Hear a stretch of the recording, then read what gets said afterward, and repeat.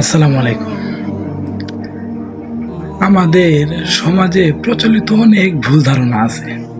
নামাজের ভিতরে আমাদের সমাজে প্রচলিত অনেক ভুল ধারণা আছে।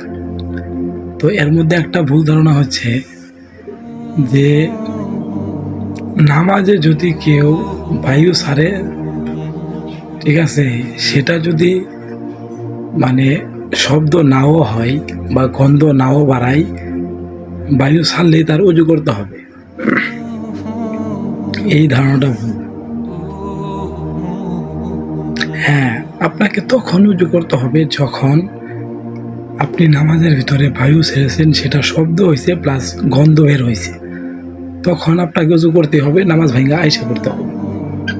কিন্তু যদি আপনি নামাজরত অবস্থায় যদি আপনার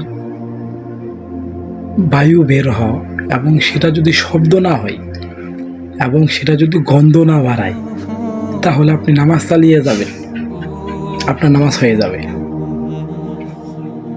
তাহলে আপনি নামাজ চালিয়ে যাবেন। এই বিষয়টা আমরা অনেকেই জানি না।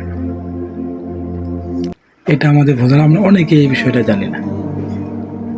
ঠিক আছে, নবীজি বলেছেন, যখন কেউ নামাজ পড়ে যদি তার বায়ু বের হয় এবং সেই বায়ুটা যদি শব্দ না হয় এবং গন্ধ না বাড়ায়, সে যেন নামাজ থেকে ফিরে না আসে, সে যেন নামাজটা পড়ে শেষ করে।